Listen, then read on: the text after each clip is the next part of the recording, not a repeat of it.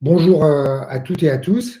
Nous sommes très heureux de vous retrouver et de passer cet après-midi avec vous pour un nouveau webinaire de notre cycle Tous Mobiles, webinaire qui s'inscrit dans le cadre de la démarche initiée par le laboratoire de la mobilité inclusive avec le soutien du ministère de la Transition écologique. C'est le 10e épisode aujourd'hui consacré à un sujet tout aussi complexe qu'essentiel, mobilité solidaire, quelle piste pour des modèles économiques pérennes. Alors, régulièrement, nous sondons via des questionnaires la communauté Tous Mobiles depuis maintenant 1 an et demi sur les problématiques qu'elle rencontre. Et cette question du financement de la mobilité revient de façon systématique. Que nous disent les acteurs de l'écosystème? Plusieurs problématiques sont identifiées. La première est qu'il existe une diversité et un foisonnement de dispositifs de financement et que ce foisonnement rend souvent le système complexe.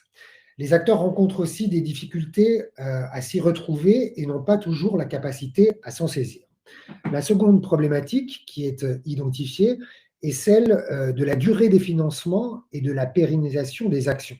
C'est pourquoi nous avons décidé aujourd'hui d'y consacrer ce webinaire. Alors, l'objectif de ce rendez-vous est de croiser les regards de l'ensemble de nos invités pour montrer la diversité des possibles en matière de financement et de modèles économiques, et puis bien sûr de partager les évolutions et les pistes de chacun.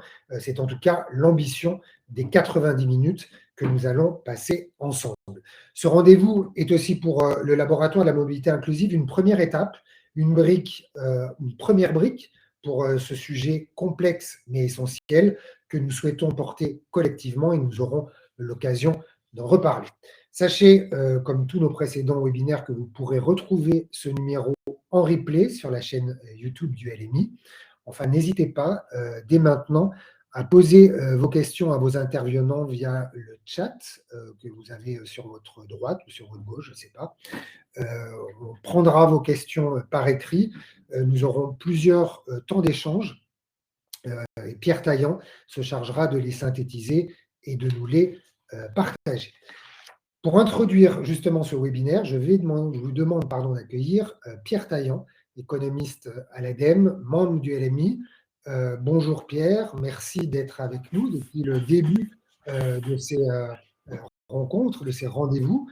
Alors, durant toute notre après-midi, il va beaucoup être question, durant nos échanges, de subventions, de programmes C2E, d'appels à projets, d'appels à manifestation d'intérêt, de marchés publics, de délégations de services publics.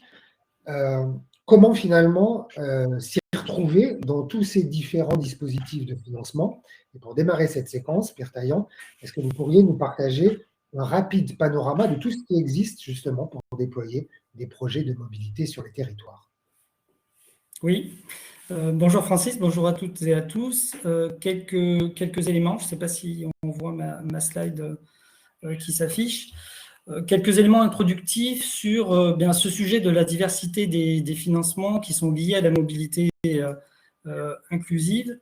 On le sait tous, l'objectif de la mobilité inclusive, c'est d'apporter des solutions de mobilité et de lever des barrières à la mobilité sur les zones, les territoires qui sont classiquement délaissés par les différentes politiques de mobilité, les politiques sociales, en mettant en œuvre des projets, des actions, des solutions qui vont s'organiser autour d'un système qu'il va falloir construire et animer, un système d'acteurs et un système de financement. Et donc, voilà, un des principaux sujets, on le sait dans le cadre de la démarche Tous Mobiles, c'est cet équilibre budgétaire qu'il faut trouver et qui est difficile à trouver. De fait, sur ce type de projet, on a de l'autofinancement qui est faible de par les publics qui sont visés et qui ont une capacité contributive limitée. Et donc, de fait, on va avoir une forte dépendance au financement public principalement et également à certains financements privés dans une moindre mesure. Alors, pour essayer de regrouper dans des grandes catégories et voilà, en guise d'introduction et très schématiquement, diversité, ces grandes classes de financement qu'on peut retrouver autour de la mobilité inclusive, bien vous le savez, d'abord, on a tout ce qui concerne les subventions, alors que ce soit des subventions entre acteurs de gré à gré, via des appels à projets, via des appels à manifestation d'intérêt, que ces financements, ces subventions concernent des niveaux territoriaux, nationaux, européens, qu'elles visent des types de publics particuliers, donc c'est bien des actions particulières qui sont visées, qu'elles visent des types de solutions particulières, ou enfin des profils de territoire particuliers. Donc c'est un moyen d'adresser une problématique qui peut être assez précise en mettant en œuvre certaines solutions sur certains profils de territoire. L'objectif recherché ici, c'est un effet incitatif à court terme, hein, c'est essayer de faire un effet de levier sur un territoire, essayer d'organiser les choses et les solutions. Et donc, ça implique plutôt une logique de partenariat, c'est-à-dire des regroupements, des dialogues entre partenaires autour de projets territoriaux. Sur les contours, hein, l'organisation de ces appels à projets ou de ces types d'AMI, vous le savez, souvent des enveloppes financières qui sont fixées à l'avance et avec, je l'ai dit, voilà, une variabilité géographique, temporelle, voire une récurrence de certains appels à projets qui peuvent revenir chaque année, viser certains territoires, certaines problématiques particulières. Donc, c'est un gros pan de financement de la mobilité inclusive, cette logique, en quelque sorte, de subvention. À côté de ça, on a une logique plutôt de prestation dans le cadre d'un appel d'offres, dans le cadre de marchés publics qui peuvent aller jusqu'à la délégation de services publics, où ici, l'objectif, alors c'est plus marginal, mais ici, l'objectif, c'est plutôt d'intégrer la mobilité inclusive ou des actions de mobilité inclusive dans des solutions et une organisation de la mobilité et des solutions de mobilité qui est organisée de manière plus classique, avec un objectif de pérenniser des moyens. C'est-à-dire qu'on va définir, voilà, dans le cadre de marché public, pour une certaine durée, les moyens qu'on va allouer à certaines actions qu'on va viser précisément, là aussi, à travers un cahier des charges, des actions de mobilité inclusive. De manière sous-jacente ici, la logique que cela implique, c'est plutôt une logique plus concurrentielle, avec également pourquoi pas des besoins de coordination entre acteurs, organisateurs ou porteurs de solutions de mobilité. Donc déjà, sur ces deux premières grandes logiques de subvention-prestation qui représentent déjà l'essentiel des financements de la mobilité solidaire, on voit bien qu'on peut déplacer les curseurs plutôt dans des logiques plutôt partenariales, des logiques plutôt concurrentielles. Et enfin, je le cite parce qu'on est également aussi dans l'actualité, le dispositif des certificats d'économie d'énergie, qui permet de développer, de mettre en place, là aussi dans des logiques partenariales, des programmes d'action autour de la mobilité inclusive qui vont être structurés sur plusieurs années. L'objectif, un des objectifs ici, bien sûr, c'est de pouvoir massifier, c'est-à-dire d'atteindre des niveaux, des effets de seuil assez importants au niveau des actions et des nombres de publics visés pour les actions de mobilité inclusive. Cet effet de massification est un objectif important, on le sait, et bien sûr, viser des solutions d'éco-mobilité inclusive avec ce volet de la mobilité durable qui va être assez central, avec tout un volet d'évaluation des actions qui vont être entreprises, d'évaluation des économies d'énergie réalisées et des gaz à effet de serre. Et donc, bien sûr, là aussi, ce dispositif C2E qui est adossé aux obligations qui sont faites aux opérateurs distributeurs d'énergie, ce qu'on appelle les obligés, donc qui vont venir financer ces actions. Voilà très rapidement pour brosser les grandes catégories de dispositifs de financement qu'on va aborder de manière plus détaillée maintenant à travers les différentes interventions. Merci beaucoup Pierre pour ce panorama. Alors évidemment, si on parle de financement, on parle de coûts, mais la mobilité solidaire, et je vais peut-être vous faire aussi réagir là-dessus, ce n'est pas simplement un coût, c'est aussi un investissement. Comment est-ce qu'on explique, parce que ça c'est une question qu'on se pose collectivement, aux collectivités, que voilà, la mobilité solidaire peut être aussi un levier et pas simplement un centre de coût? Oui, bien sûr, je l'ai dit, j'ai parlé d'évaluation des projets. Un des objectifs aussi des systèmes de financement est de montrer ce que va rapporter la mobilité solidaire au territoire, en quelque sorte. On parle souvent de l'euro investi dans un projet. On est bien dans des actions qui sont liées au service public, c'est-à-dire intégrer la mobilité pour tous sur un territoire. Et cette mobilité j'appelle souvent décente, du quotidien qui permet d'accéder à ces services essentiels au quotidien. Il faut pouvoir l'évaluer au regard de l'ensemble des retombées qu'elle va générer sur le territoire. Et c'est là toute la pertinence et toute l'importance aussi des méthodologies d'évaluation de projets de mobilité inclusive. Évaluation, bien sûr, sur le plan économique, sur le plan social, et je l'ai dit, sur le plan environnemental également, qui permet de mesurer toutes les capacités aussi de développement d'un territoire et d'accueil de ces projets. Merci beaucoup, Pierre Taillant. Restez avec nous. N'hésitez pas à nous couper pour nous faire passer les questions de notre auditoire à nos intervenants régulièrement. Vous pouvez prendre la parole quand vous le souhaitez. Il est temps maintenant d'ouvrir ce webinaire. Nous souhaitions, afin de repositionner notre sujet, prendre un peu de recul, en tout cas regarder dans le rétroviseur pour comprendre finalement quelle place a occupé la mobilité solidaire dans les politiques publiques de mobilité. David Cobel, bonjour.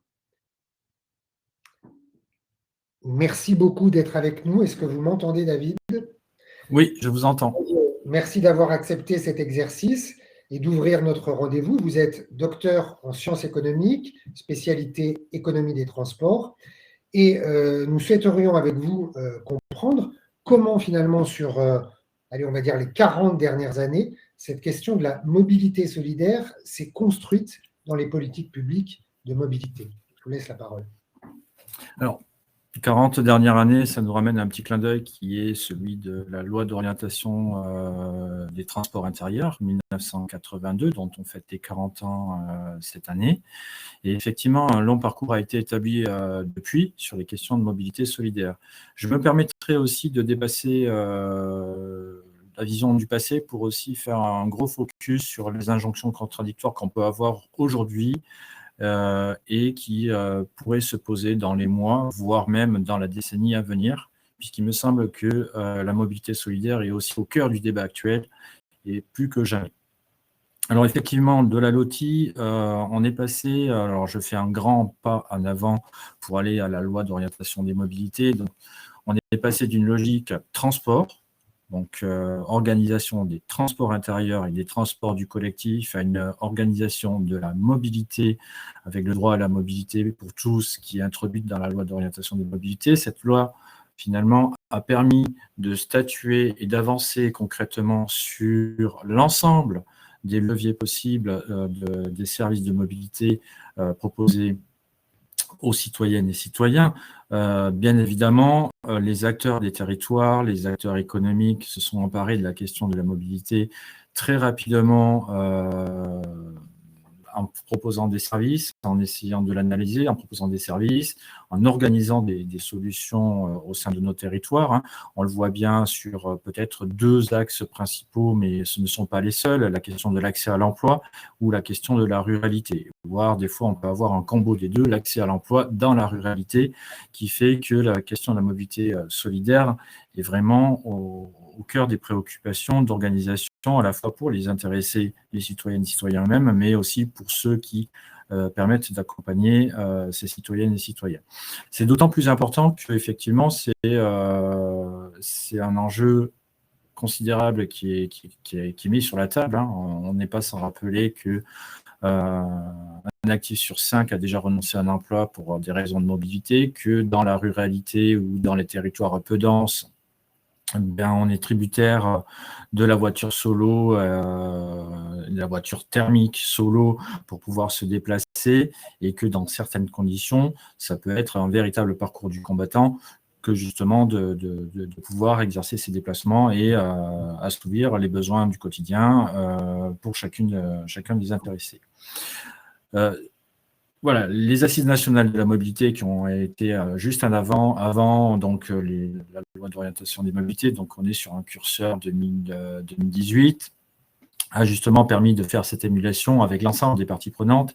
Et on n'est plus dans une logique manichéenne où on avait la voiture versus les transports collectifs. Là, c'est une logique où les acteurs de la mobilité sont divers, variés. Là, ce sont les associations, les entreprises, les énergéticiens, les acteurs économiques, les collectivités, les universitaires qui sont autour de la table justement pour pouvoir avancer ces propositions, les cranter autant que faire se peut et faire avancer le sujet, y compris dans la loi d'orientation des mobilités. Celle-ci, effectivement, a permis d'aller plus dans le concret avec la mise en œuvre, notamment des compétences mobilité de manière élargie auprès des EPCI, donc donnant une plus grande possibilité d'organisation des services de mobilité et donc notamment aussi la question de la mobilité solidaire.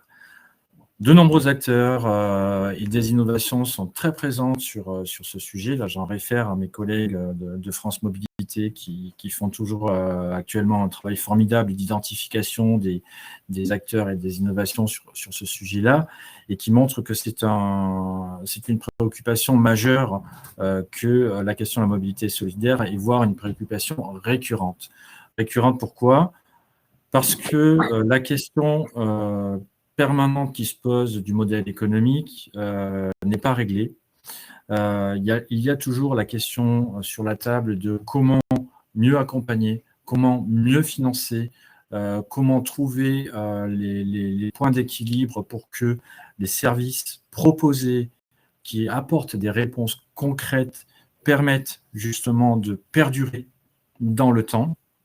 Et effectivement, maintenant qu'on est à 1 an et demi, 2 ans d'exécution de la loi d'orientation des mobilités, on peut commencer à avoir du recul et voir les retours d'expérience qui sont réalisés sur les territoires pour justement apprécier ces modèles économiques. Donc on a une loi mature, on commence à avoir une maturité au sein des territoires.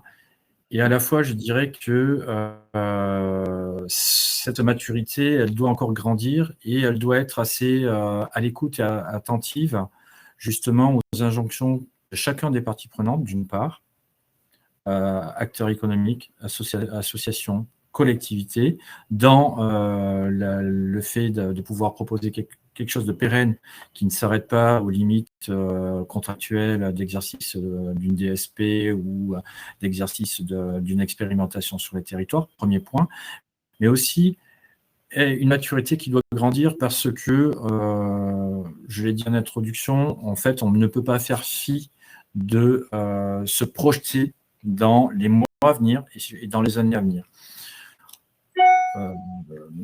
Francis, vous avez évoqué en début d'intervention qu'il y avait une diversité de foisonnement. On a vu quelque peu les mécanismes qu'il peut y avoir. La plateforme Aide Territoire, et notamment en partenariat avec France Mobilité, met en avant aussi ces diversités de foisonnement. Elle interroge clairement cette diversité sur la question de la pérennité dans le court terme et dans le long terme.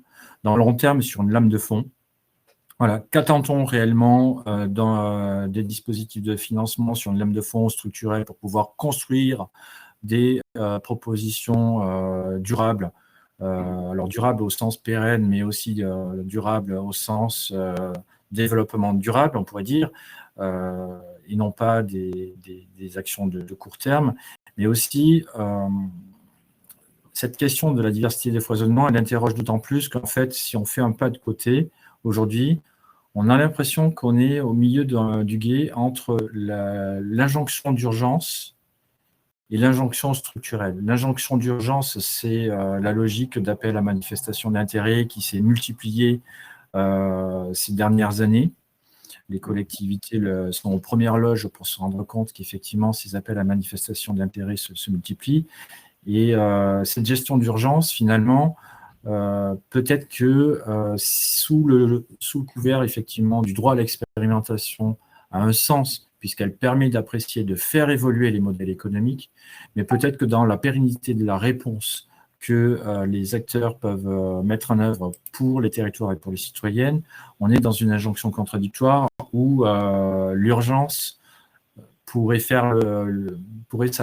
s'apparenter à un pansement. Voilà, on met une subvention, on met en œuvre une solution, c'est un pansement parce que voilà, il faut faire vite, etc. Il y a une situation de crise. Et en fait, on n'a pas le temps d'avoir du recul pour savoir si effectivement ce pansement, à peine il est collé, il n'est pas déjà en train de se décoller et qu'on n'arrive pas à se projeter sur du plus long terme. Et donc ça, c'est l'autre injonction, l'injonction structurelle, de se dire comment arriver sur un territoire, comment travailler avec les acteurs économiques au-delà des frontières politiques, des frontières administratives, des différentes échéances pour pouvoir se projeter dans le futur.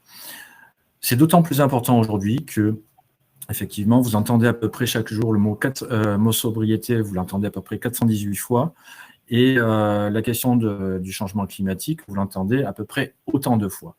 Ces deux sujets qui sont sur la table et d'autant plus importants pour les enjeux de mobilité solidaire. Premièrement, de manière structurelle sur la question du changement climatique. En fait, on a, le GIEC le dit, une dizaine d'années pour agir. Et voire même, si on regarde clairement par rapport aux objectifs de l'accord de Paris, on doit agir dès que possible et le plus rapidement dans les trois prochaines années pour pouvoir être en dessous des 1,5 degrés avec une probabilité relativement correcte d'y arriver. Donc une injonction de rapidité pour pouvoir faire du long terme, et les questions de mobilité solidaire, ils sont partie prenante, tout simplement parce que la question climatique n'est pas indépendante de la question sociale et sociétale.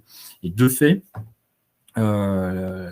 comment dirais-je, les intéressés, les concernés, les populations en situation de vulnérabilité ne veulent pas être sur le banc à côté de la transformation. Je dis bien transformation plutôt que transition. Une transition suppose qu'on sait où on va. Là, non, on ne sait pas où on va. C'est une transformation énergétique et écologique forte sur nos mobilités.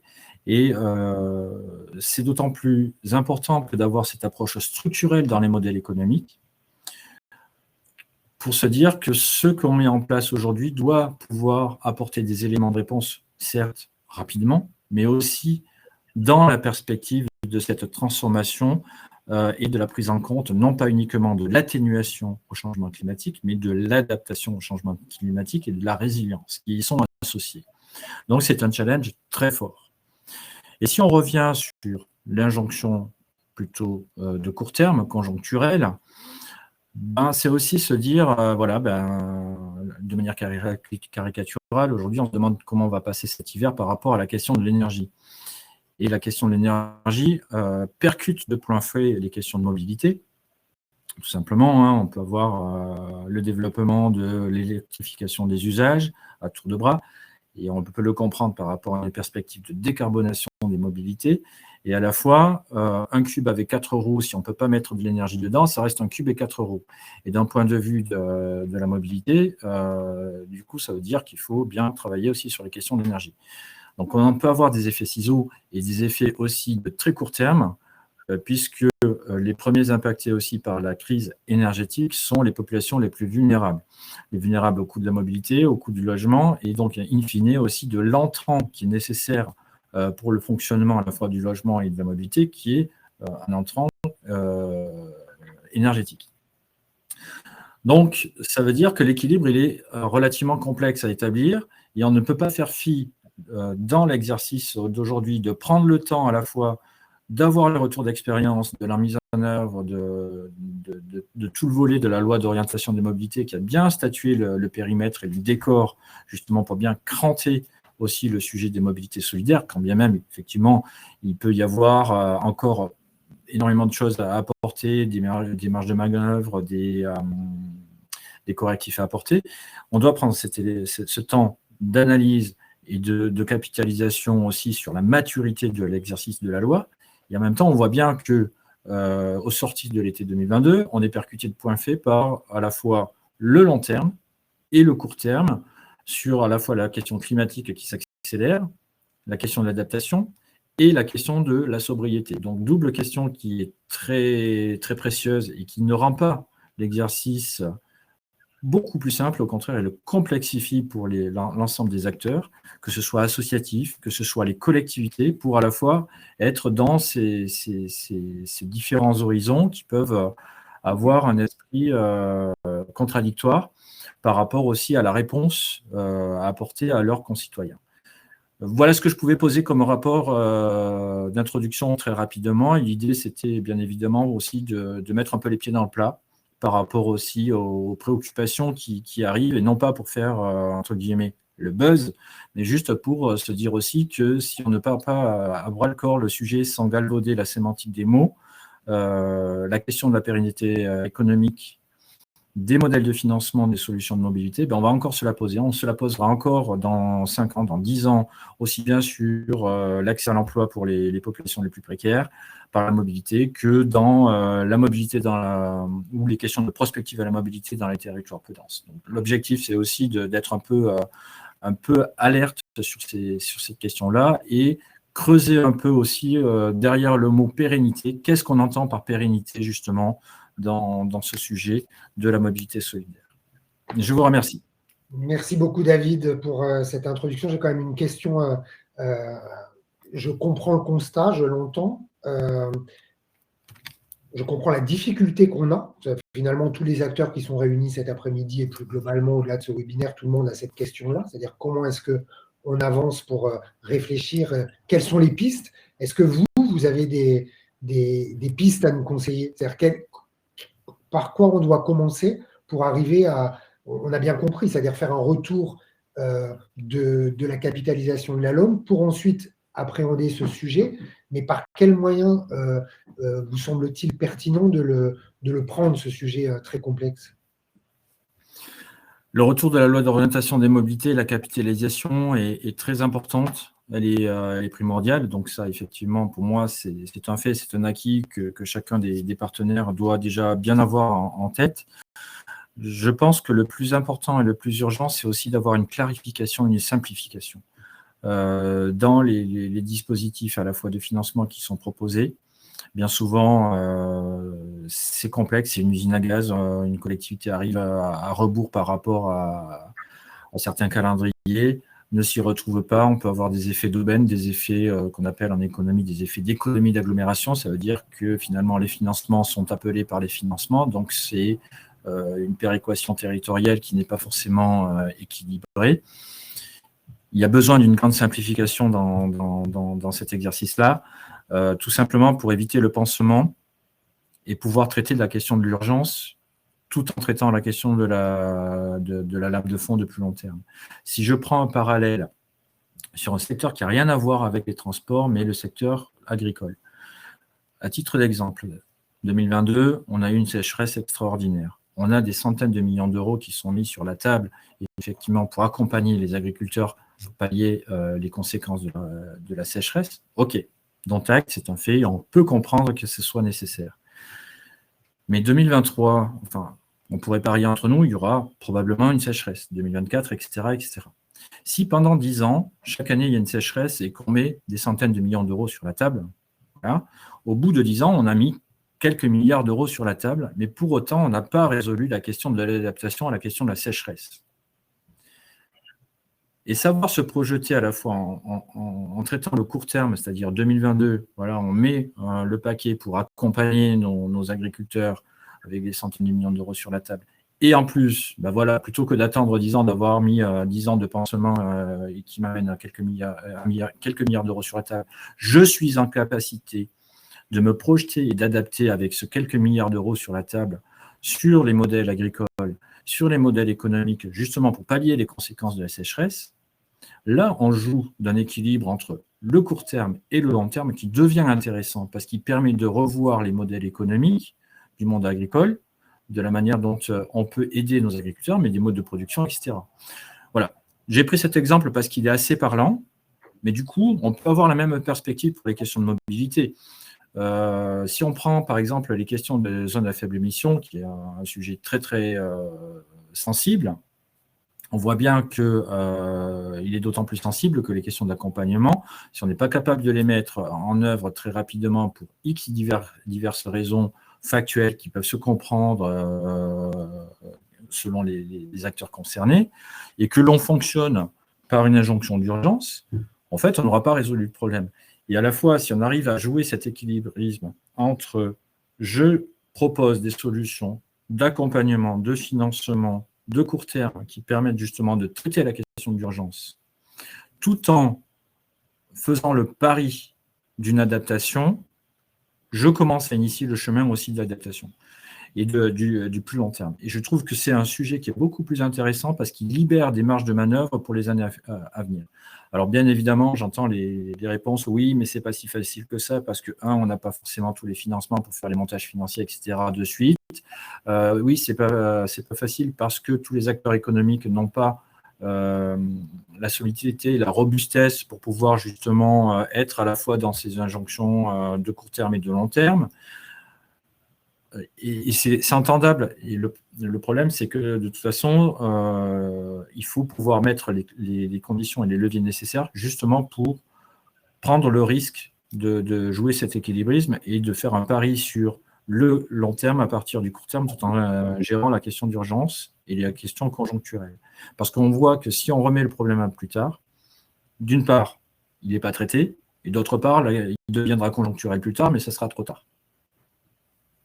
Merci beaucoup, David Cobel. Je vous rappelle, vous êtes docteur en sciences économiques, spécialisé économie des transports. Merci d'avoir Merci à vous.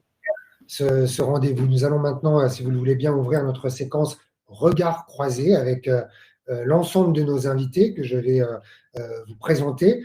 Nous avons avec nous Rémi Cassabel, directeur de l'agence lozérienne de la mobilité, Didier Luce, pilote de l'Axe Partenariat du réseau mobile. Normalement, nos intervenants devraient apparaître à l'écran.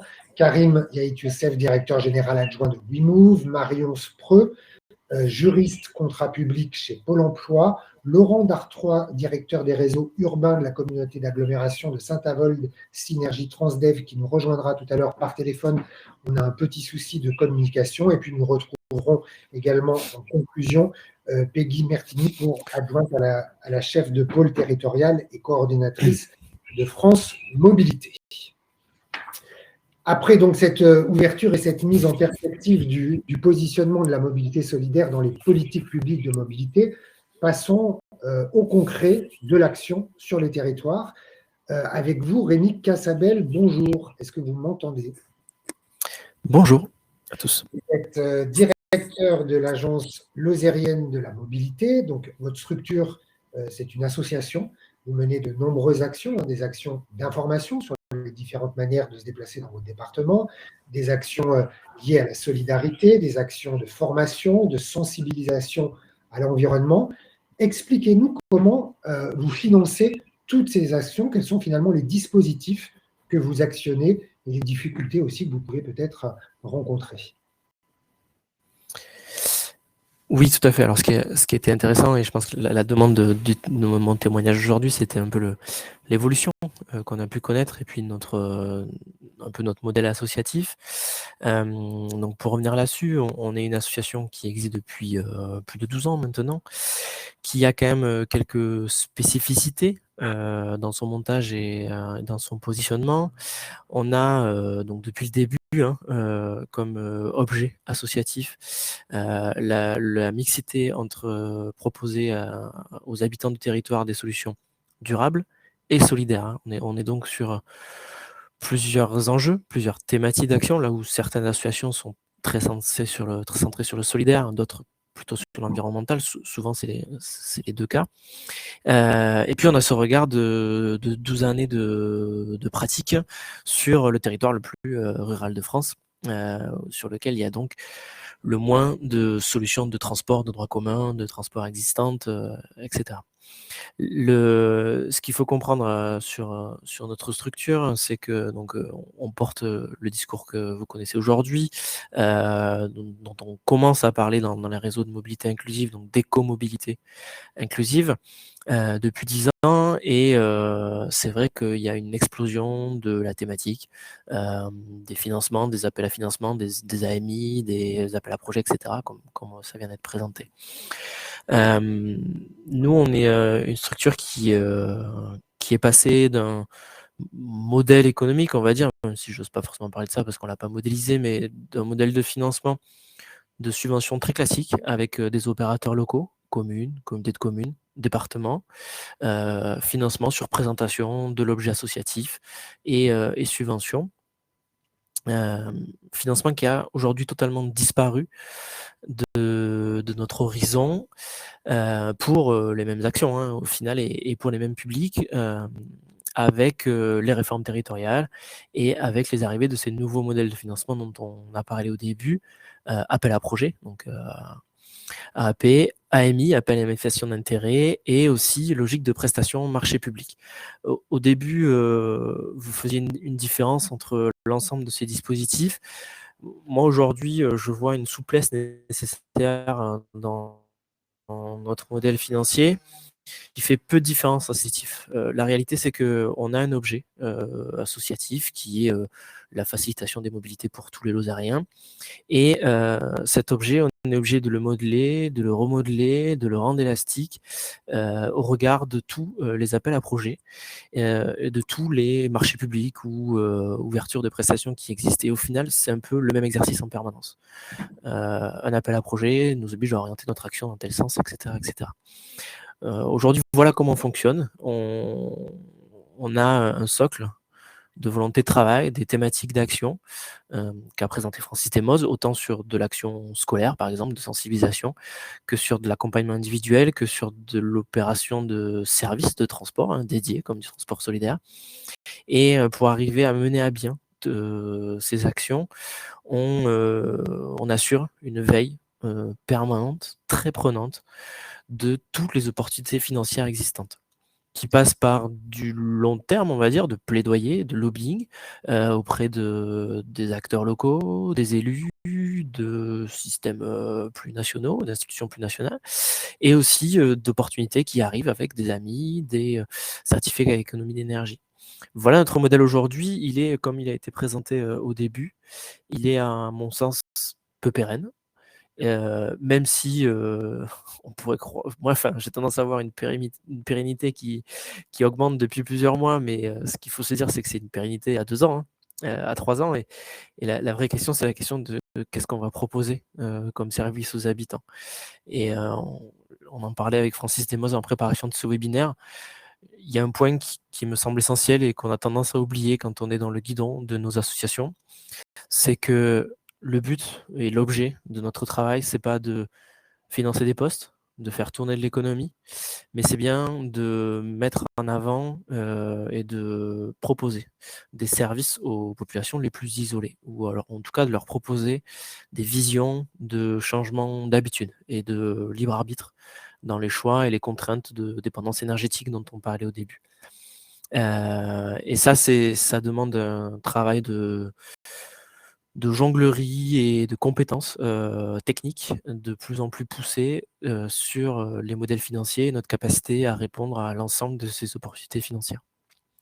Voilà un peu notre modèle aujourd'hui, et la réalité elle est plutôt positive hein, pour nous en Lozère. Sur ces quelques dernières années, on arrive à développer de plus en plus de projets, on a de plus en plus d'écoute et on arrive à appliquer les idées d'il y a 10 ans. Donc c'est plutôt une bonne nouvelle. Mais ça crée quand même une fragilité et assez peu de visibilité sur le reste à venir pour les habitants du territoire. Rémi, on parle justement là de pistes hein, de réflexion sur des modèles économiques plus pérennes. Qu'est-ce qu'il vous faudrait pour que vous puissiez vous concentrer finalement sur votre métier, votre cœur de métier, et pas sur la recherche perpétuelle de financement? Ce qu'il faudrait, c'est à minima des logiques de financement pluriannuelles, soit sur une action imposée, je sais pas, j'imagine un marché public ou une subvention négociée avec une institution locale. Ce serait à minima, ça donnerait une visibilité et un temps aussi, on en parlait, hein, de l'urgence, de l'expérimentation et de la réalité des services. Ce temps, il est quand même très dur à appréhender et puis il est long pour passer d'une étape à l'autre. Donc, au moins une pluriannualité des financements. Et puis aussi un retour, je crois, qui a été perdu dans la confiance du modèle associatif et de l'action associative. On passe plus de temps, c'est caricatural, mais on passe plus de temps à justifier notre action qu'à la réaliser. À l'époque où, j'imagine, hein, il y a eu des abus sur les financements qui étaient dédiés aux associations, mais je crois qu'il faut retrouver un juste milieu entre la confiance des payeurs, financeurs, institutions, et le modèle de sérieux des associations de mener à bien les missions et de ne pas les dévouer à des intérêts personnels. Merci beaucoup, Rémi. Restez Voilà, avec nous. Oui, pardon. Rémi, est-ce que vous m'entendez? oui, Il y a un petit oui, très bien, vous m'avez perdu. perdu, mais on s'est retrouvé. Restez avec nous. On va revenir pour la suite de nos discussions. Nous allons maintenant entendre deux autres témoignages, deux acteurs de la mobilité solidaire, Didier Luce pour le réseau Mobine et Karim Haït Youssef pour WeMove. Comme l'agence lozérienne de la mobilité, vos structures accompagnent les publics empêchés dans leur mobilité. Et cette question du financement et de la pérennisation des actions se pose également dans vos activités. On va commencer avec vous, Didier Luce. Bonjour. Merci d'être avec nous. Vous êtes pilote de l'axe partenariat du réseau Mobile, qui regroupe plus de 150 structures au niveau national. Vous êtes membre du laboratoire de la mobilité inclusive. Comment est-ce qu'une structure comme la vôtre appréhende-t-elle justement cette problématique du financement de la mobilité solidaire? Quelles réflexions, quelles propositions apportez-vous à cette question? On ne vous entend pas, Didier. Il y a peut-être... Je croyais que le micro se mettait en route tout seul. Désolé, c'est bon. Non, je le disais, comment les structures, parce que le réseau mobile fédère des opérateurs de mobilité inclusive. L'agence lozérienne qui vient de témoigner est un adhérent de Mobile Occitanie, comme ma structure, à moi, basée dans le Bas-Rhin, est membre du réseau Mobile Grand Est. Et ce sont tous ces acteurs qui sont effectivement sur le terrain à se battre depuis maintenant plus de 25 ans pour certaines d'entre elles, à cette question du modèle économique et de ces pérennisations. Alors, il est clair qu'aujourd'hui, dans ce contexte actuel qui a été rappelé de fracture mobilitaire, mais aussi de crise énergétique, au niveau de notre réseau, il est important de bien reposer la question de comment favoriser l'accès aux solutions existantes. Et quand on dit l'accès aux solutions existantes, c'est celles effectivement qui sont sur les territoires présents, organisées par les autorités organisatrices de mobilité, mais aussi qui sont portées par les structures de l'ESS ou les entreprises locales qui portent des services, et faire en sorte que ces initiatives elles soient elles soient rendues aussi accessibles en zone peu dense, parce qu'effectivement souvent, et je pense que c'était le témoignage de Rémi à l'instant, il est difficile de faire vivre et de justifier économiquement de ces mises en place de services. Alors ça passe aussi pour nous globalement par comment travailler à développer toutes ces mobilités actives aujourd'hui, donc là quel que soit le territoire, et puis de travailler à développer les mobilités partagées, mais de manière solidaire. Donc tout cela suppose aujourd'hui un investissement massif dans l'accompagnement du public, mais pas seulement, dans l'accompagnement des institutions, des entreprises, au changement de pratiques, en développant des formations aux nouveaux usages, des formations à la mobilité. C'est vraiment des sujets aussi qui sont à considérer. Plus on aura de professionnels pouvant intégrer les questions de mobilité et finalement mieux orienter et mieux prescrire vers les experts de la mobilité solidaire, plus on aura des réponses sur les territoires. Il faut aussi, bon, c'est le cas de beaucoup d'AAP aujourd'hui, d'appel à projets, mieux travailler tout ce qui est accompagnement à la formation, aux pratiques du vélo assistance électrique, mais pas uniquement en faire, mais les accompagner aussi dans l'usage. À quoi ça me sert de pouvoir utiliser un vélo? Comment parfaitement et comment travailler à un bon calcul d'itinéraire de manière sécurisée sur les territoires où effectivement on peut avoir une, une difficulté ou une insécurité ressentie. Euh, Comment travailler au développement de nouvelles solutions, de ces nouvelles solutions de mobilité partagées en les rendant solidaires. Le covoiturage est une chose. On peut développer tout un tas de dispositifs autour de ces outils numériques au jour d'aujourd'hui pour les rendre accessibles à un plus grand nombre. On parle de covoiturage, on peut parler de microtransport solidaire pour les rendre plus accessibles au public précaire et au public en vulnérabilité. Et enfin, il nous semble aussi essentiel aujourd'hui d'avoir un investissement ou une prise en compte en tout cas de l'éducation aux nouvelles mobilités dès le plus jeune âge. Et je renvoie là-dessus à une récente étude qui a été menée aussi par le laboratoire de mobilité inclusive, hein, mais qu'il est important de rappeler. Rémi rappelait tout à l'heure les actions qu'il pouvait porter en milieu scolaire, transmettre et passer le message et accompagner et faire prendre les bonnes résolutions, les bons réflexes aux enfants, c'est leur donner demain une mobilité qui sera beaucoup plus, qui sera plus souple pour eux.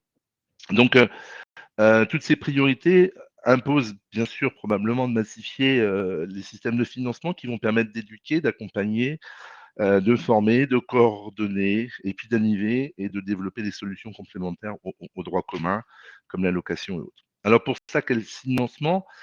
Je vais pas revenir sur ce qui a été dit précédemment concernant, cité par Pierre Taillant tout à l'heure, concernant tous ces financements publics qui, on le voit bien finalement, répondent à une demande, à une commande publique, alors que ce soit après sous forme de subvention ou sous forme de marché à prestation de services. Euh, je pense qu'il ne faut pas oublier aussi dans le regard que l'on peut avoir sur le financement de comment les pouvoirs publics, comment les élus, comment tous ces acteurs peuvent venir en soutien, en appui des actions qui sont portées sur les territoires par ces structures de l'économie sociale et solidaire ou par des citoyens, parce que eux aussi font énormément de choses et on le voit nous tout à l'heure ça a été rappelé, mais on a une forte disparité territoriale sur les financements. Aujourd'hui, quand on est une grosse structure comme la mienne, on va aller chercher entre 40 et 50 types de financements différents. Ça devient très compliqué et à gérer et à suivre. Pour autant, on fait des très bonnes activités aujourd'hui avec les entreprises et on mène de plus en plus de programmes dans nos structures en lien avec les structures de territoire, en proximité d'elles-mêmes, des dispositifs comme ceux portés par le Fonds d'action sociale du travail temporaire sont souvent mal utilisés, mal vu ou mal connu pour pouvoir être intégré dans une réflexion sur cette question de la ruralité, de la reprise d'emploi qui a été citée tout à l'heure, alors que ce sont des dispositifs qui sont parfaitement existants dès lors qu'on va commencer à les animer et à les coordonner.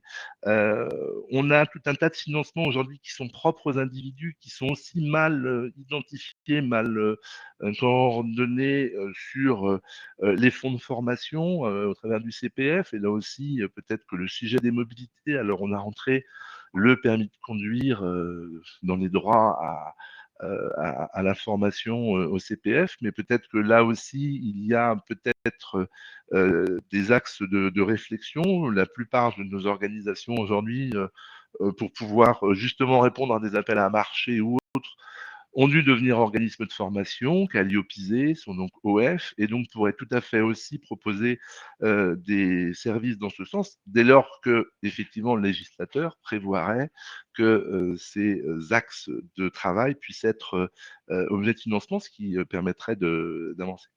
Et puis, il ne faut pas oublier aussi que la plupart de nos actions, elles sont portées par des modèles et interventions qui ont un modèle économique qui repose sur des financements par transfert de charges.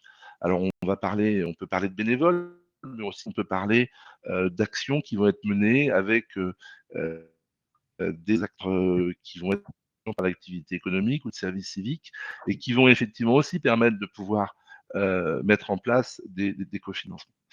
J'aimerais juste terminer, avant de terminer sur la question de financement, un sujet aussi important aujourd'hui, c'est de voir comment on peut aussi assurer une garantie, avoir une réflexion sur les outils de financement de la trésorerie, parce que tous ces financements qui existent sont certes des financements, mais quand on en arrive à attendre des financements, des soldes de financement qui datent de 2020, 2021, ou qu'on n'a encore pas reçu les financements de 2022 pour des questions de conventionnement et ainsi de suite, voilà, on doit avoir une avance de trésorerie et des fonds propres. Et là aussi, une réflexion certainement à apporter sur comment crédibiliser cet aspect-là. Je voudrais juste terminer pour donner un peu d'éléments aussi de perspective, parce qu'il a été question de la LOM tout à l'heure, de la loi d'orientation des mobilités.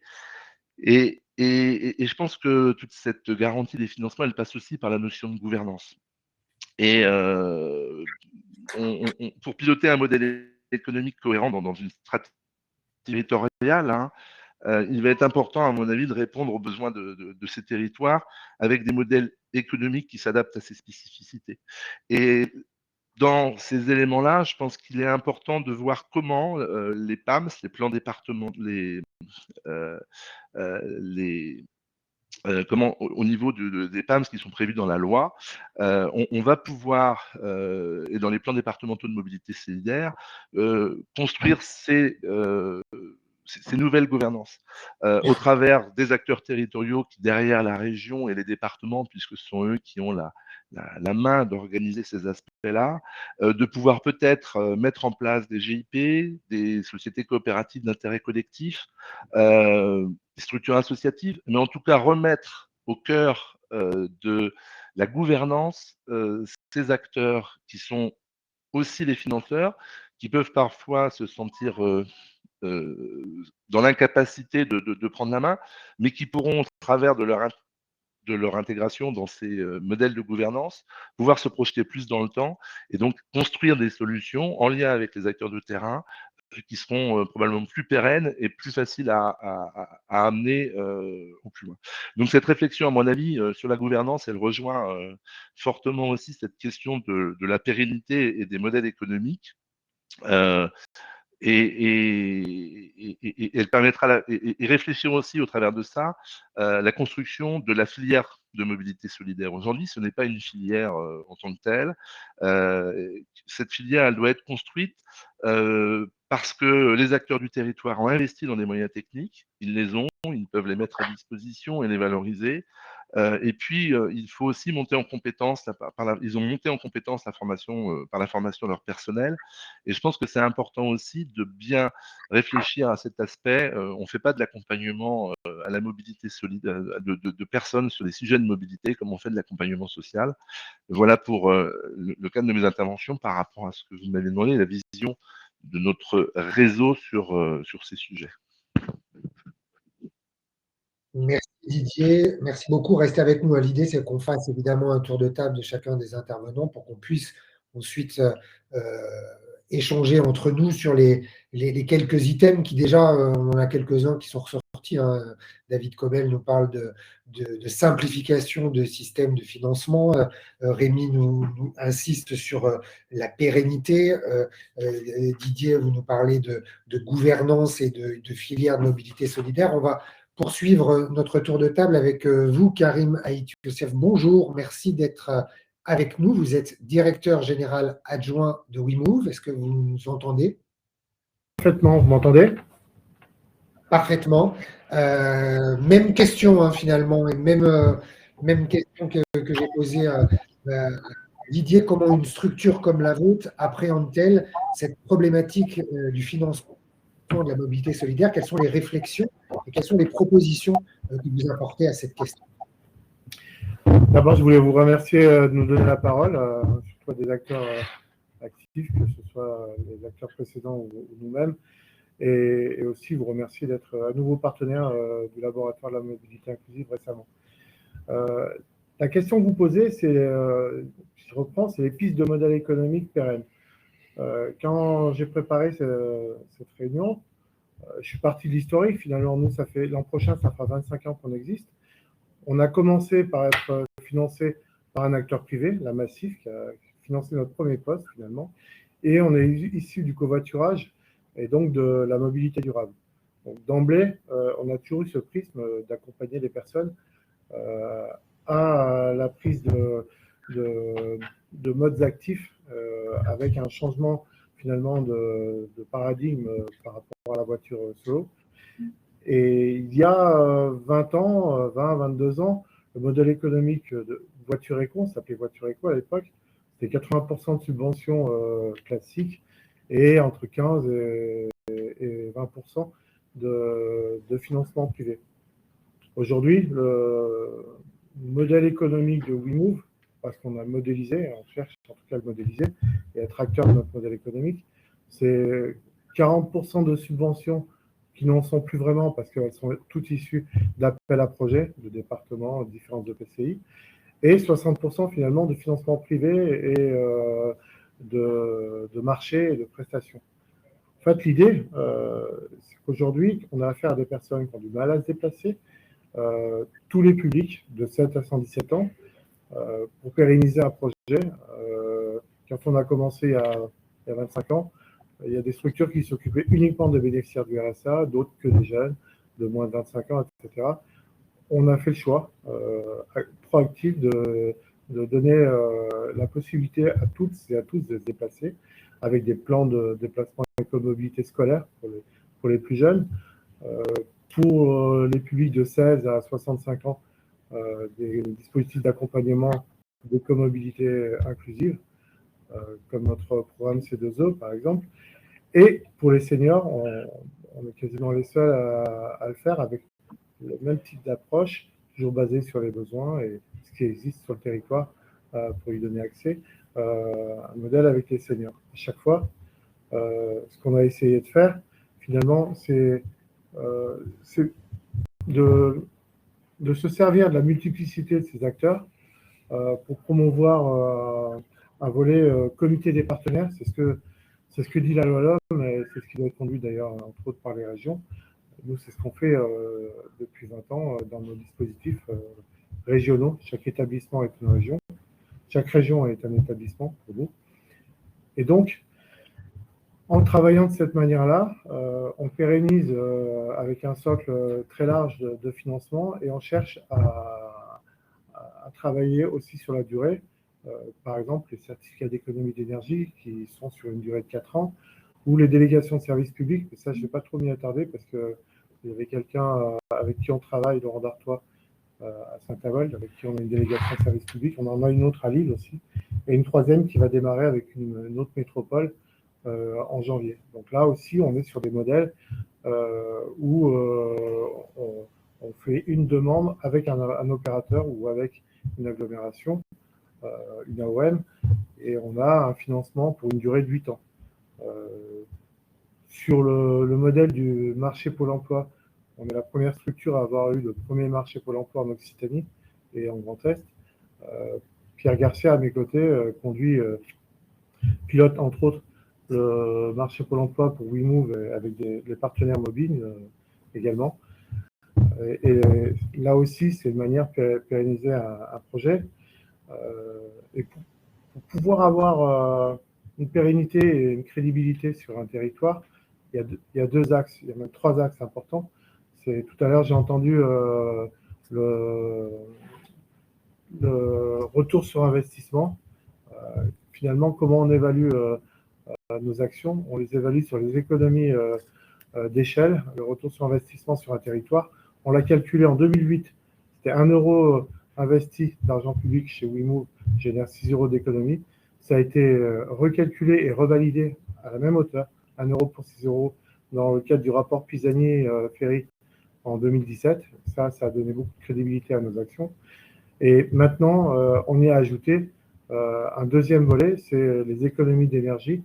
On est en train de finaliser avec un nouveau modèle de financement basé sur les économies d'énergie, beaucoup plus pérenne également, sur une plus longue durée.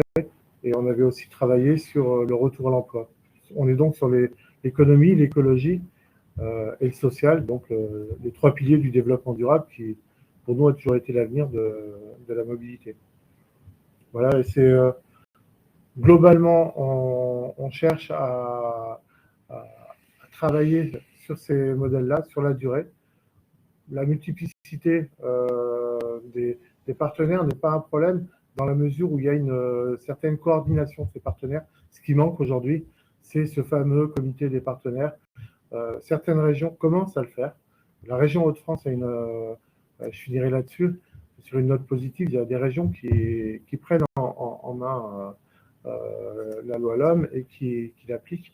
La région Hauts-de-France, dans le cadre de ces 10 PAMS, pilote une action d'identification, de diagnostic de ce territoire, justement pour coordonner l'ensemble des services de mobilité inclusifs sur son territoire. Ça, c'est une bonne chose et j'espère que les autres régions, beaucoup d'autres régions vont suivre ce modèle-là, un peu comme d'autres régions, comme la région Occitanie, qui décide de copiloter la mobilité avec Pôle emploi, comme le dit peut-être Pierre, peut-être dire deux mots sur leur fonctionnement. Oui, bonjour à tous. Donc, Pierre Garcia, moi je suis directeur régional pour WeMove Occitanie. Je suis accessoirement aussi coprésident de Mobine Occitanie. Et donc, je travaille en partenariat, par exemple, avec Rémi. On a la chance d'être effectivement sur une région très active sur la thématique mobilité et qui a la particularité de s'être associée à Pôle emploi, justement, pour établir un marché sur les demandeurs d'emploi, en tout cas les repreneurs d'emploi. J'y reviendrai, c'est parce que c'est une autre spécificité, mais qui va dans le sens, encore une fois, de la réflexion de ce webinaire sur les pistes économiques. Puisque, bien sûr, notre difficulté, comme l'évoquait Rémi, c'est la fois d'avoir des financements pérennes dans la durée et qui ne nous oblige pas à être plus dans la justification que dans l'action. Aujourd'hui, ce marché est un marché potentiellement d'une première période de 18 mois plus 2 années supplémentaires. Donc, on a veillé, ça nous donne une perspective de 3 ans et demi. On vient de terminer justement la période initiale. C'est un marché qui s'étend sur 13 départements, qui peut concerner jusqu'à 5000 personnes en cumulant justement les financements région et Pôle emploi. Et autre particularité, c'est qu'aujourd'hui, c'est à la fois pour les demandeurs d'emploi et pour les repreneurs d'emploi, donc un spectre très large en termes de public. Donc si on reprend tous ces éléments, en fait, on retrouve forcément ce qui nous intéresse, à savoir que de la durée, quand même un volume suffisant pour, si je fais je divise tout simplement le nombre de personnes potentielles par nombre de départements, pouvant être jusqu'à à peu près 400 bénéficiaires par département. Donc potentiellement, on peut financer, ça peut vouloir dire 2 ETP par département. Et là, on commence à avoir des éléments intéressants justement pour assurer la pérennité d'un modèle économique, en sachant que nous avons fait un choix, et ça, c'est encore une fois la force d'avoir fait ça en réseau, c'était dans le cadre de Mobile Occitanie, de s'être justement fédéré autour d'une réponse commune pour couvrir les 13 départements. Alors, après, il y a des histoires de l'eau, mais on va parler de départements. Et encore une fois, que chaque structure puisse s'y retrouver et encore une fois, asseoir son modèle économique.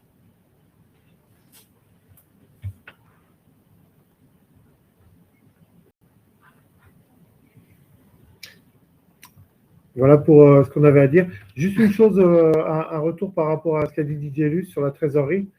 Il y a 10 ans, on a répondu à un ami sur la trésorerie, justement. On a levé des financements, un appel à manifestation d'intérêt avec Renault et la BNP, et qui a été cofinancé par la CDC, qui nous a permis de lever 2 millions d'euros de trésorerie pour l'ensemble de notre réseau. Merci. Et donc d'anticiper les difficultés de trésorerie.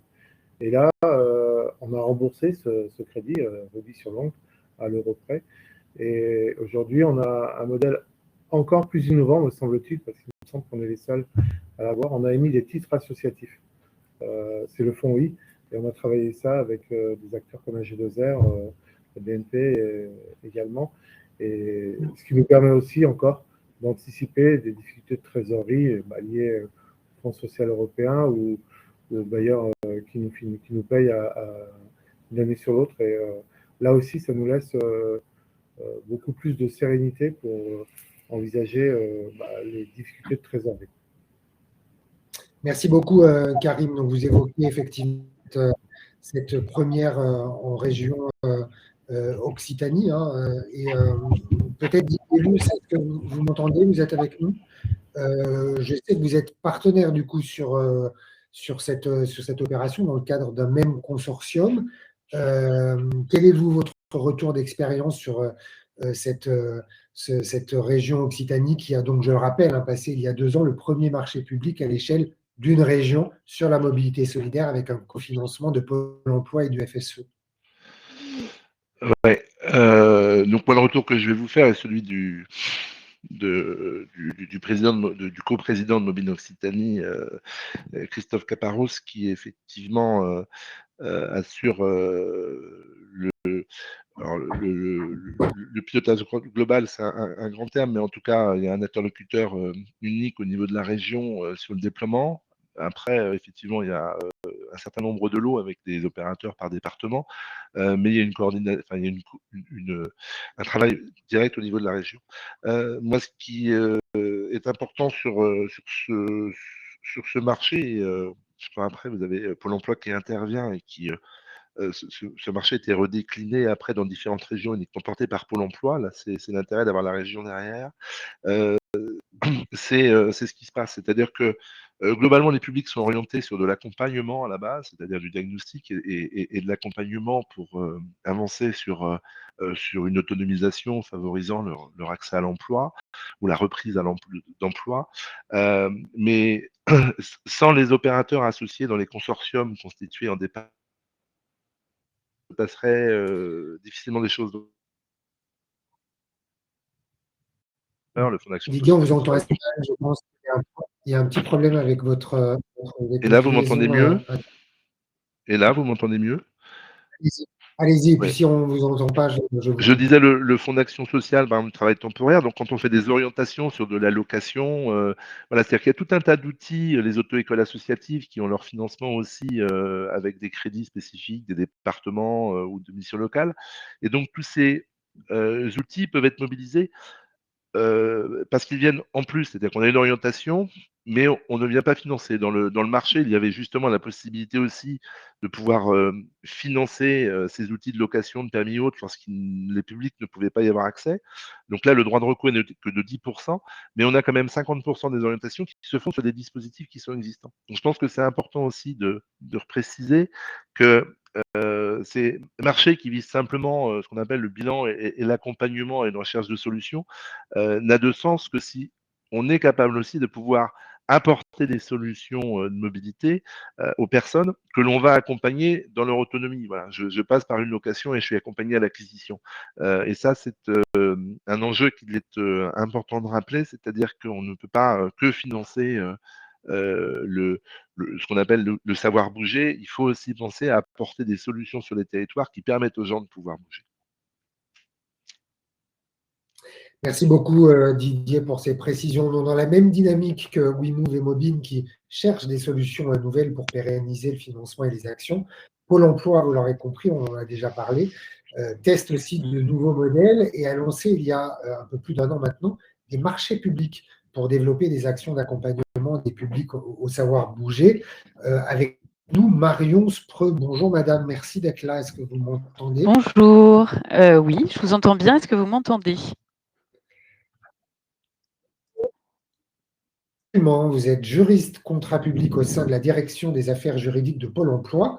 Alors, si vous passiez plutôt par une logique de subventionnement des actions, est-ce que vous pouvez, Marion, nous expliquer d'abord la mécanique de ces marchés publics et nous indiquer aussi quelles sont les raisons de ce changement? Pourquoi ce passage d'une logique de subvention à une logique de marché? Oui, alors, je vais revenir donc sur, un peu toute la réflexion qui s'est menée autour de la mobilité, sur ces 10 dernières années au sein de Pôle emploi. Tout d'abord, et c'était, quand même important de le rappeler, surtout pour moi qui suis juriste, Pôle emploi est un établissement public administratif. Donc ses missions sont, définies par le code du travail et dans les axes, qui sont définis, il y a le fait de faciliter la mobilité géographique et professionnelle, donc des demandeurs d'emploi. Donc Pôle emploi a dans le scope la mobilité depuis très longtemps. Il a un certain nombre d'aides à la mobilité qui ne sont ni des subventions ni des marchés.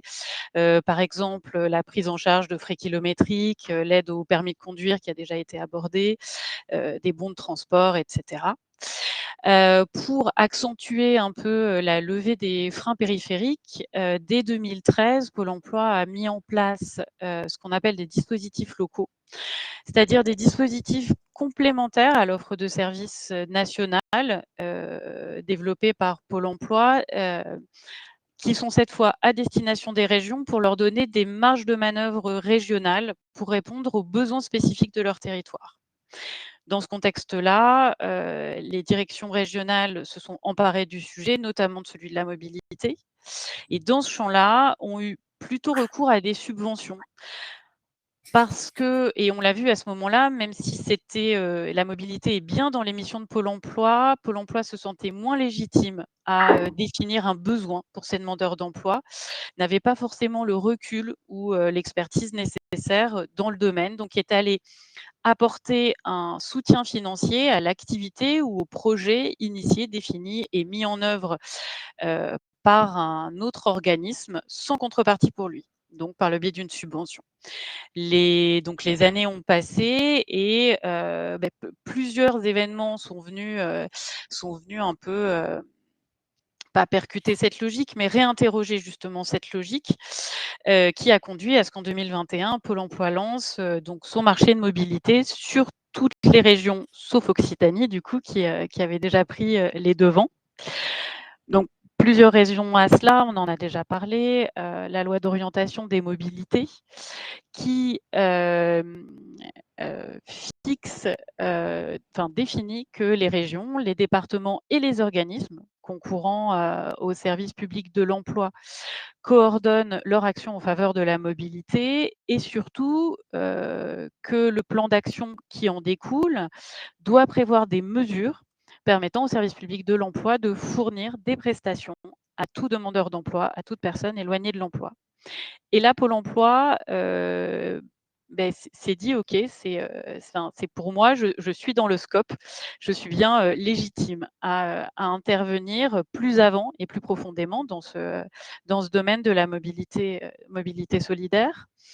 Ce qui s'est passé aussi, c'est que Pôle emploi a fait le bilan des subventions qui ont été faites régionalement, voire même localement, avec un service qui était, un service entre guillemets rendu aux demandeurs d'emploi qui n'était pas uniforme sur tout le territoire, avec des plateformes qui faisaient la plupart du temps le diagnostic, mais pas toujours l'accompagnement. Et Pôle emploi s'est rendu compte que cet accompagnement était un réel besoin pour les demandeurs d'emploi. Tirant les constats de tout ce qu'on vient de se dire, Pôle emploi a donc changé de portage et donc plutôt que de laisser les opérateurs proposer leurs projets, il a décidé de faire de la mobilité son projet, son besoin, et donc l'a défini plus avant pour ses demandeurs d'emploi, ce qui a donné lieu au marché de mobilité quotidienne avec une partie de diagnostic et une partie d'accompagnement. Alors, c'est une démarche différente de la subvention, bien sûr, puisque ça a demandé d'abord de définir le contenu de cette prestation, d'en définir les conditions de mise en œuvre, d'exécution. Le marché, c'est faire exécuter une prestation pour un prix, donc avoir aussi des mécanismes de contrôle et bien évidemment des critères pour départager les offres reçues et choisir des attributaires. Donc c'est un travail auquel Pôle emploi est rodé, mais ça reste un travail toujours conséquent et ça a nécessité une certaine anticipation en amont pour articuler la fin des conventions de subvention qui étaient sur les mêmes territoires et sur les mêmes périmètres et le début des marchés publics qui devaient intervenir par la suite. Aujourd'hui, le constat que Pôle emploi peut d'ores et déjà tirer des mois d'exécution du marché, puisque les marchés ont tous été lancés et attribués dans les régions, c'est un bilan positif avec une montée en charge progressive mais satisfaisante de cette prestation dans les régions et avec des bénéficiaires assez satisfaits de de la prestation qui leur est rendue. Ils se disent aujourd'hui, pour ceux qui sont passés par là, capables de travailler leur mobilité de façon autonome.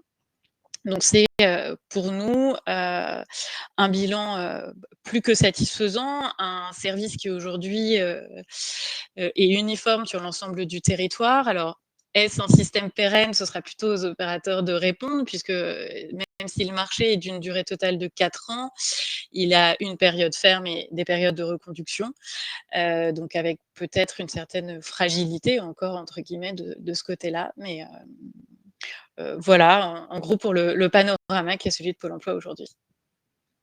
Merci beaucoup pour cette présentation. Et puis, on suivra évidemment le bilan, hein, puisque là, on est à 1 an et demi, et ce sont des marchés qui se sont passés sur 4 ans. Notre dernier intervenant maintenant est avec nous par téléphone. Alors, je vais essayer de voir si il est avec nous. C'est Monsieur Laurent Dartois, directeur des réseaux urbains de la communauté d'agglomération Saint-Avold Synergie et syndicat mixte des transports du bassin de Briey Transdev. Laurent Dartois, est-ce que vous m'entendez? Oui, parfaitement. Bonjour à tous. Bonjour. Alors, je vous mets à côté du haut-parleur afin que tout le monde puisse vous entendre. Donc, dans cette logique d'avoir des financements sur des temps plus longs, hein, c'est finalement ce que nous ont expliqué tous nos intervenants, que ce soit Mobine, que ce soit WeMove, que ce soit Pôle emploi. Est-ce que vous pouvez nous expliquer la manière dont la mobilité solidaire est appréhendée sur votre réseau de transport? Donc là, on n'est plus du tout en Occitanie, hein, on est dans le Grand Est, avec vous, avec les réseaux urbains de la communauté d'agglomération de Saint-Avold. Alors, c'est assez simple. C'est dans le cadre de la nouvelle DSP qui a été mise en place en septembre 2020 pour une durée de 7 ans. Dans le cahier des charges de l'appel d'offres était une option sur la mobilité inclusive. Pour répondre à cette demande, on s'est associé avec WeMove sur un protocole d'accord de sous-traitance, car WeMove est installé à Saint-Avold depuis un certain nombre d'années, avec des objectifs communs par rapport à nos clients communs, que sont nos clients les plus fragiles, je dirais, parce que nous, on a beaucoup de clients scolaires, on va dire, mais ça, c'est du captif, et ça se fait de manière tout à fait normale et automatique de transporter tous les enfants, surtout avec la compétence scolaire prise pour cette nouvelle DSP. Donc, nos clients communs sont nos clients les plus fragiles. Par rapport à ça, et bien évidemment, nous essayons d'avoir en place des objectifs communs, ce protocole de sous-traitance, à niveau de ces activités, le fait depuis plusieurs années. Et nous, on essaye d'être partenaires sur un certain nombre de manifestations, sur la promotion du réseau, pour pouvoir offrir au plus grand nombre l'accès au transport. Encore dernièrement, on a fait une journée de manifestation pour un après-midi organisé par WeMove, où on a offert la gratuité à tous les habitants du périmètre. On a mis des permanences à la Maison de la Mobilité qui est au cœur du dispositif, c'est-à-dire en gare routière de Saint-Avold. Bien évidemment, on travaille sur les semaines de la mobilité tous les ans, du 16 au 22 septembre. C'était encore le cas il y a quelques jours. Pour cela, on s'appuie sur l'équipe locale de WeMove et sur nos équipes à nous, en essayant d'avoir des synergies communes par rapport à nos activités pour que nos clients puissent évoluer et se déplacer de manière plus régulière sur le périmètre à travers les actions du WeMove ou à travers le réseau de transport existant. Merci pour cette présentation. Juste pour information, une délégation de service public, c'est sur combien d'années? Alors, une délégation de service public, ça dépend après du cahier des charges. Nous, on est parti sur 7 ans. D'accord. Donc, notre protocole d'accord est sur la durée de la DSP avec des enjeux à court et moyen terme par rapport à cette durée contractuelle avec la communauté d'agglomération Saint-Avold Synergie. Merci. Restez avec moi. Je pose le téléphone, mais je vous laisse en ligne parce qu'on va essayer, voilà, avec Pierre Taillant maintenant, peut-être de remettre un petit peu tous nos différents intervenants déjà à l'écran pour qu'on se voit tous. Et puis, voilà, et d'avoir peut-être, Pierre, des questions de la part de participants. Oui. De 150 à nous suivre. Oui, pas mal de questions, pas mal de réactions, d'interrogations sur la notion du temps, hein, qui est assez centrale dans la gestion des projets, dans la gestion de la recherche des financements qu'on a évoqués. Une première question, alors peut-être pour Rémi Cassabel, mais ça peut être plus large aussi, où un participant s'interroge si une concession de service public sur plusieurs années, mais révocable, si le cahier des charges n'était pas tenu, est-ce que ça serait une bonne formule? On l'a évoqué en partie. Oui, alors j'ai pas la maîtrise de ce type de contractualisation, mais l'idée c'est ça. Après, on parle de service public ou d'action d'intérêt général, mais l'idée c'est ça. C'est une vision à plus long terme qui nous laisse à la fois des marges de manœuvre, qui reconnaît l'utilité de notre action comme une utilité du quotidien pour les habitants. Et qui, bien sûr, peut sécuriser le financeur par un cahier des charges, tout à fait. Merci. Peut-être une question pour Didier Luce. Je crois qu'il a évoqué près d'une quarantaine ou cinquantaine de financements qui étaient sollicités, traités par Mobine. Et un participant demande si vous pourriez donner des exemples, citer peut-être d'autres types de financements que ceux qui n'ont pas été évoqués jusqu'à maintenant. Je les ai cités en partie tout à l'heure, mais voilà, ne serait-ce que les programmes portés par dans le cadre de la formation, vous avez autant de financements possibles mobilisables que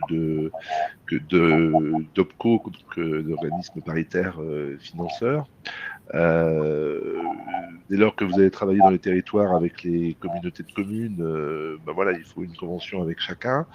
Voilà, après, on a des financeurs plus globaux, voilà, fonds européens, États, les départements. Mais dès lors que l'on vient sur le terrain, et j'en profite pour répondre à une des questions aussi qui était sur le microtransport, parce qu'on posait la question du microtransport solidaire, je le dis par rapport à ça, c'est des actions qui vont voir le jour où on va proposer un peu du taxi social ou du taxi solidaire, soit avec des bénévoles, je l'ai dit tout à l'heure, soit avec des salariés en insertion par activité économique, qui peuvent se faire aussi dans le cadre de délégations de services publics. On a des opérateurs qui travaillent aussi avec Transdev dans ce cadre-là, sur des DSP avec des lignes en bout de course en zone rurale qui ne nécessitent pas de mobiliser un bus ou un car et que c'est plus facile à porter avec une voiture cette place. Donc voilà, c'est tous ces financements qui sont soit à la facturation, soit à la subvention, soit à l'appel à projet.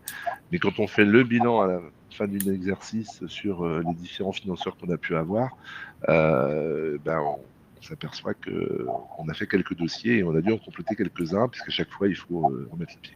Donc, je pense qu'une coordination plus globale, comme a été dit tout à l'heure, au travers des PAMS ou au travers d'un comité des financeurs, aurait certainement plus de sens dans les territoires, voilà, à l'échelle du département, à l'échelle des bassins de mobilité, ça reste à voir. Ouais, merci.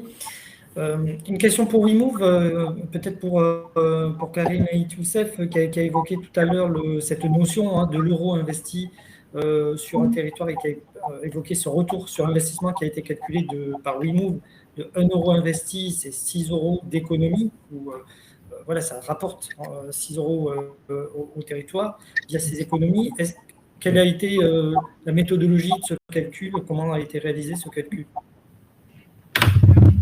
Il avait été basé en 2008 et recalculé par l'État après. D'abord sur les économies, on est vraiment sur un retour d'investissement, donc les économies réalisées par le territoire. tout pouvoir public confondu. Les économies rémunération Pôle emploi ou différents minima sociaux, on a pris en compte également les coûts d'accompagnement et par contre on n'a pas pris en compte finalement un autre retour caché qu'on ne sait pas mesurer, c'est le fait que ce sont des personnes qui vont payer à nouveau l'impôt et consommer plus. Ce genre on a pris le minimum le plus facile à comptabiliser, essentiellement lié au retour à l'emploi et au fait qu'ils sortent des dispositifs d'accompagnement et donc plus d'accompagnement. Je voulais juste ajouter un mot sur les marchés Pôle emploi. Nous, ça faisait très très longtemps qu'on voulait que Pôle emploi s'empare de cette approche-là. Et juste préciser que l'accompagnement qui nous est demandé correspond complètement à nos valeurs, c'est-à-dire identifier la problématique, accompagner dans un parcours mobilité jusqu'à la sortie. Et ça, on parle de compétences mobilité et c'est ce qui permet justement le déblocage des situations. Et on remercie Pôle emploi d'avoir mobilisé les structures, notamment nous, et on a eu un renouvellement, si on parlait de pérennisation justement, de tous nos lots du marché Pôle emploi. Je crois qu'on doit représenter 55% du marché. Et au-delà de l'accompagnement à l'emploi, ça génère après, finalement, la possibilité qui est donnée aux différents salariés de Pôle emploi d'orienter le demandeur d'emploi vers une action concrète s'il y a besoin, mais il n'y en a pas forcément besoin. La mobilité, c'est d'abord un comportement et mieux appréhender son territoire, y compris dans les territoires ruraux. 50% des personnes qu'on accompagne sont issues des territoires ruraux. Je tenais à le préciser. Très bien, merci. Et peut-être une dernière question pour rester dans les temps. Je crois qu'elle s'adressait à Marion Sproul, justement, de Pôle emploi, ou un participant demandait s'il y avait un site où il était possible de trouver des informations sur le marché Pôle emploi, si j'ai bien compris la question. Alors, le marché, il a été diffusé sur place, la plateforme des marchés de l'État notamment. Après, est-ce qu'il est toujours disponible? Il me semble que oui. Et voilà, je crois que c'est à peu près le seul endroit où on peut les trouver. Et peut-être plus généralement, est-ce qu'il y a un endroit où on peut trouver des informations sur l'exécution du marché et le suivi des actions? Alors non, l'exécution du marché, elle reste au niveau des directions régionales de Pôle emploi avec une remontée d'indicateurs et de pilotage au niveau national. Là-dessus, je ne suis pas certaine que Pôle emploi est prévu à ce stade de communiquer auprès du grand public. Voilà, mais il se peut qu'il y ait des études menées sur le sujet, notamment en faisant les recherches, j'avais trouvé une étude qui avait été menée par le laboratoire de la mobilité inclusive. Donc, il est possible qu'on soit réinterrogé à l'avenir sur l'exécution de ces marchés. Merci. Voilà, Francis, on a fait le tour des principales questions. Parfait, merci. Merci beaucoup, Pierre. On va de toute façon, effectivement, pour rester aussi dans les temps de nos 90 minutes, arriver à notre conclusion. Je vais laisser la parole à Peggy Mertini. Bonjour, merci d'être avec nous. Est-ce que vous nous entendez? Vous êtes adjointe à la chef du pôle territoire et coordinatrice à France Mobilité. Est-ce que vous êtes avec nous? Je ne sais pas si Peggy Mertini est avec nous. En tout cas, on l'attend pour notre conclusion. On l'a vu tout cet après-midi, les acteurs de la mobilité solidaire, conscients des difficultés à installer durablement les actions, réfléchissent à de nouvelles modalités. On voulait savoir aussi ce qu'il en était du côté des politiques publiques, et notamment, effectivement, de connaître un petit peu les réflexions qui sont en cours du côté de... Vous pouvez prendre la parole et je vous mets en haut-parleur. Volontiers. Allez-y, Peggy. Oui, bonjour, excusez-moi pour ce petit contretemps. Bon, j'espère que vous m'entendez bien. Pour clôturer ce webinaire, déjà, je voulais vous remercier.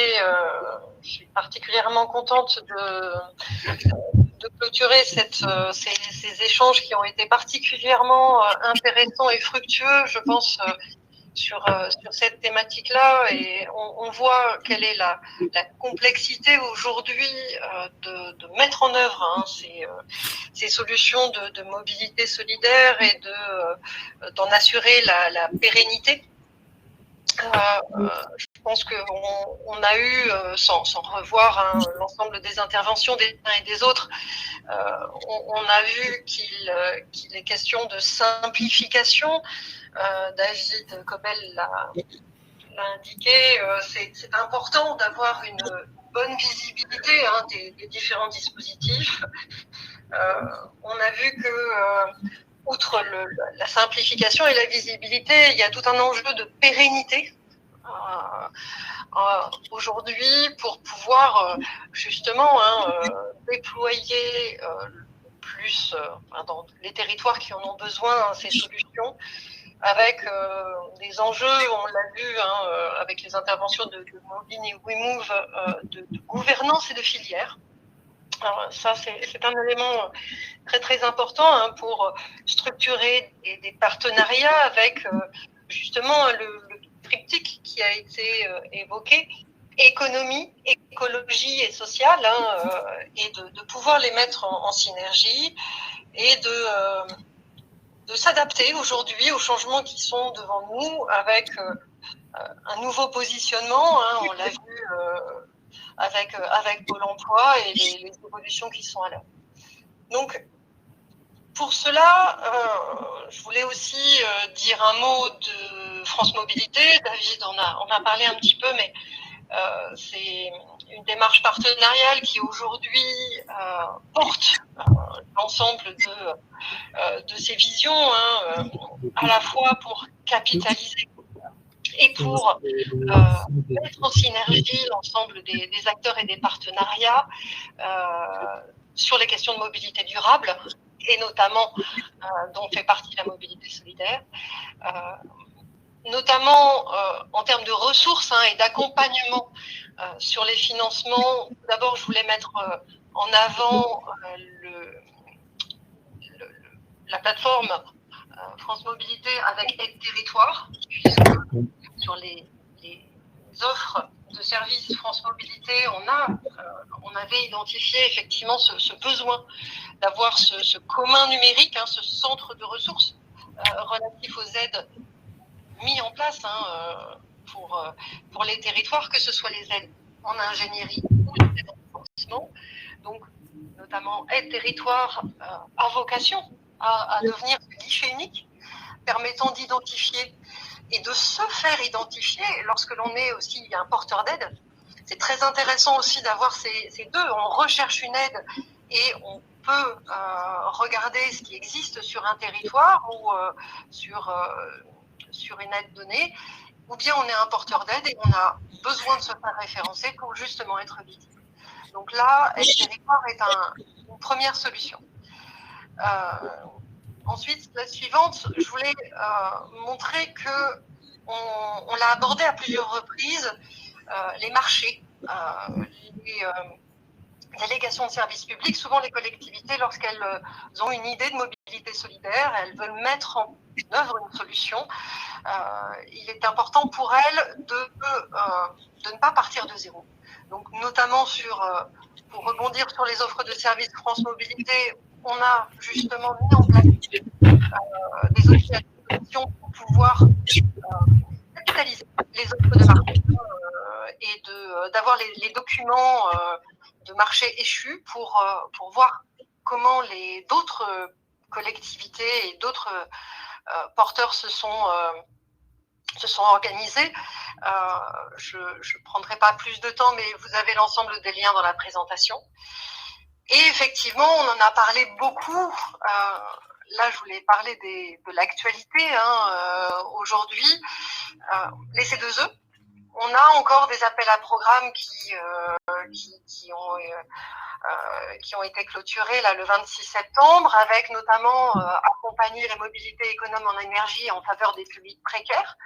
On va avoir de nouveaux financements de C2E très bientôt, en plus de ceux qui existent. Donc là, c'est également une source importante et pour ceux qui cherchent des financements, il faut l'avoir en tête. Et effectivement, mes aides de Pôle emploi qui relient les aides à la mobilité et l'emploi.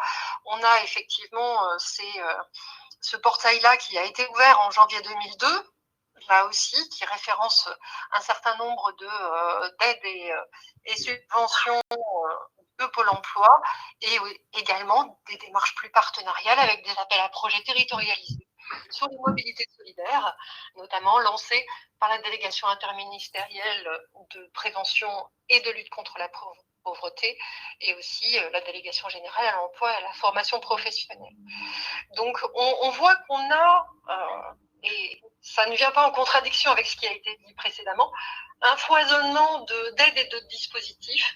Aujourd'hui, c'est important de pouvoir les identifier à la fois en amont et en aval. Et donc, pour cela, je vais revenir aussi au site France Mobilité, donc sur la slide d'identification des projets, avec notamment les appels à manifestation d'intérêt dont on a parlé également, et notamment sur France Mobilité, on a Territoire d'expérimentation de nouvelles mobilités durables, TENMOD, où effectivement WeMove et Mobine ont été des lauréats, notamment avec un certain nombre de lauréats qui ont proposé des solutions de mobilité solidaire. Là aussi, je vous renvoie vers le site et vers les 139 lauréats. Les prochains vont être annoncés très bientôt le 11 octobre par le ministre. Donc, TENMOD et Avenir Montagne Mobilité également, très bientôt, le 20 octobre également.